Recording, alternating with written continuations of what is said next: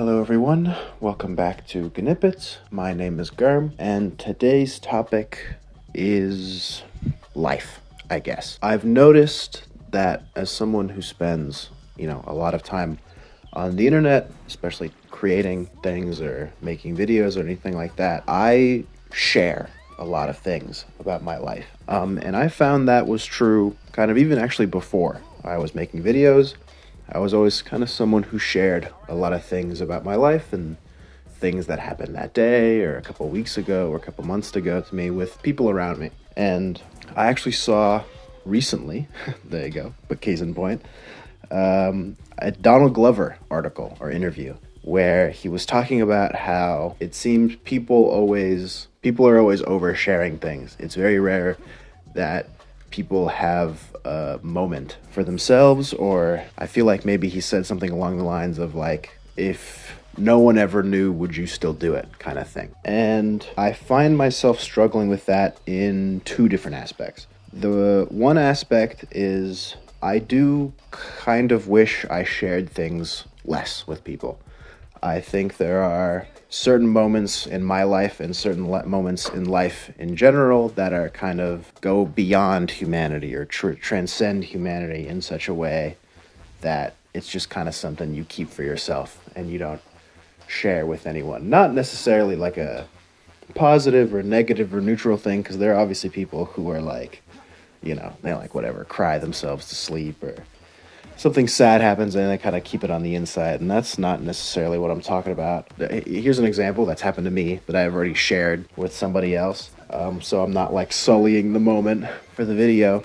But I remember I was listening to a Smothers Brothers song that's titled That's My Song, I think. And they do this little preamble where they're explaining this character, and they say that, this guy was like a freight train worker, and they're like, he lived a good life, a long life, a hard life. And every time he thinks about like moving on, that freight train whistle like calls him back to work or something.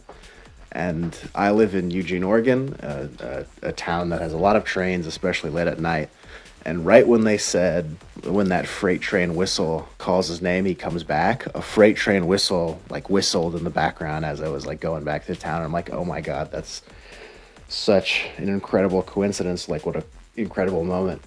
And the first thought I had when that happened was like, I can't wait to tell somebody that happened to me, and I wish it wasn't. I wish something like that was something that I could enjoy and relish in, rather than feel the need to share that moment with somebody else, which isn't necessarily a bad thing. It's just, I think there are certain moments in life where everything kind of lines up and it was meant just for you.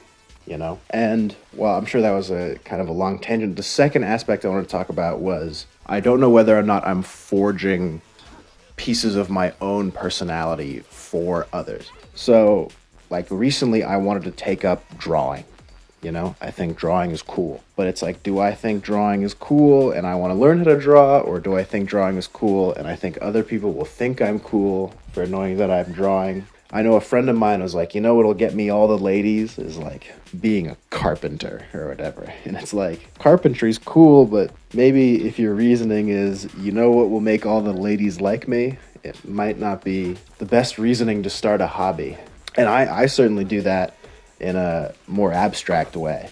I remember, this might be kind of a bad example, or this example might not make me look great, but I remember I was taking a practice exam for English, and the question was like, what is a synonym for this word? I don't remember the word, and it was years ago. And I remember one of the answers was the word retard, as in like a retardant to slow things down. And I remember I just chose it without missing a beat, because I'm like, oh, that's such a funny answer, but there's like no one to enjoy the joke with me, right?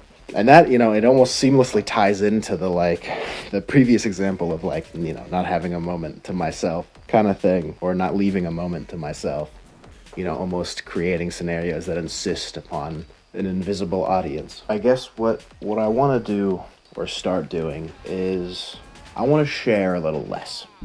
I want to have moments that are just for me, I have plenty of moments that I share with strangers, friends, loved ones, but I don't have too many moments that are just for me. And not only do I want to have more moments just for me, I want to try and do things just for me. Things that I enjoy and not for the satisfaction or pride or the prize of praise from others.